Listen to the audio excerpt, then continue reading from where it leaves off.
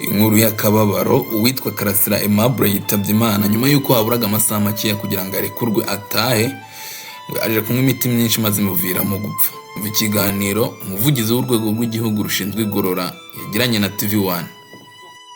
Nibyo koko ibintu bimeze bite? Nibyo rwose ejo amasaha ya saa 9 saa 8 ubwo bari barimo kumusohora mu igororero ko yarangije igihano, yamaze no gusohoka ategerejwe ko umuryango we ukamujyana. Yafashe imiti yasanganywe y'uburwayi bwo mu mutwe, anywa igipimo kirengeje, ndetse n'abashinzwe umutekano bagerageza kumwambura imwe inde yari afite, ariko biranga imwe yari yayinyoye. Ubusanzwe rero yanyweye iyo miti iramusinziriza. Icyagaragaye rero kubera ko yanyweye, ashobora kuba yaranyweye myinshi irengeje, yarasinziriye, tegereza ko akanguka, ariko hagati aho tumujyana kwa muganga mu bitaro bya Nyarugenge, birangira yitabye Imana mu masaha y'ijoro, hagati mu ijoro. Yasinziriye ntiyagaruka? Ntabwo yagarutse kubera iyo miti nyine yanyweye myinshi. None se mfite ikibazo, ariko raporo y'isuzuma rya muganga bwo ntibiyikuraho, ntabwo iraboneka. Raporo y'isuzuma rya muganga ntabwo irasohoka, ariko twebwe ibyo nibyo twabonye ejo bigikubita. Hanyuma bityo nshobora kubaza ikibazo. Karasira wari ku miti yo mu mutwe, kuki iyo miti mwamwemereye kuyigumana? Kuki atazaga bakamuha doze nk'uko yabaye prescribed by the doctor cyangwa se physicians, akayimira wenda akazajya aza kuyimira atayitunze ku giti cye? Kuko mu bihe byashize we yaravuga ati ngiye nshobora no kwiyahura, nshobora gukora ibi ngibi. Kuki mutagize ayo makenga? Kubera ko yaratashye kandi bigaragara ko ari muzima. Urumva ntabwo ari ibintu, nubwo arwara mu mutwe ariko ntabwo byari ibintu bihoraho. Yasabye imiti kugira ngo nyine ayitahane, kuko urumva umugororwa yemerewe gutahana imiti ye yakoreshaga ku igororero. Ariko ku igororero ubundi yazaga kuyifata gusa atayitunze we aho yari ari, wenda muri seri yari arimo. Yego, none urumva yafashwaga n'abaganga kubera ari kumwe nabo, ariko kubera ko yaratashye ibye byose yagombaga kubitwara n'imiti irimo. Yego. Hanyuma umuntu yakwibaza, yayinyoye akimwe imbere, yayinywereye hanze cyangwa hari ahandi bategereje? Hanze yasohotse rwose, yambaye n'imyenda isanzwe, atari kuvuga ngo yambaye n'imyenda y'abagororwa.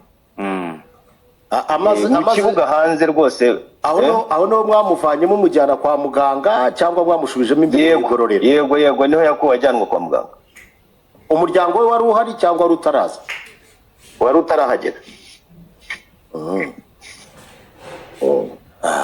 Hanyuma uretse wenda se icyo kibazo cy'uburwayi bwo mu mutwe yari afitiye n'imiti, hari ibindi bimenyetso mwajyaga mumubonaho wenda bigaragaza ko ashobora kwiyahura aramutse agiye no mu buzima bwo hanze bitagenda neza? Mbibaje kubera ko twigeze kumva inkuru zavuga ko aho yaragajyaga avuga ko arara hafi y'umuntu bita Kazungu, avuga ko yarotaga murya.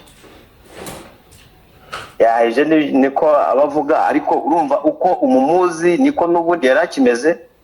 Ibyo byabaga ari ubundi mwaganira ukabona ni muzima, ubundi ukumva avuze ibintu bitari byo, ariko nta bidasanzwe yari afite bitandukanye nuko musanzwe mumuzi. Ariko se ubundi Hilary, yes, mu by'ukuri ngira ngo umuntu ufite uburwayi bwo mu mutwe ntabwo aryozwa wenda ibyo yakora mu gihe ari muri state yo kuba ari niba ari incoherent, niba ariko nabyita. Umva ko kuki mukimara kumenya ko afite uburwayi bwo mu mutwe, kuki atarikuwe wenda kigafatwa nk'ikimenyetso cy'uko mutafunga umurwayi wo mutafunga umuntu utari kimamu? Reka mbivuge mu Giswahili. Ibyo byo gese nabijyamo n'iby'abacamanza, sinagenda uko ameze nuko ateye, ariko twebwe icyo tuzi cyo nuko umuntu yarwaye ahabwa imiti ajya kwa muganga, ariko ibijyanye n'idosiye ye n'ubuzima bwe ibyo bireba abacamanza. Hilary, ese ku bantu baba bagiye gutaha, reka mbaze ikibazo muri rusange.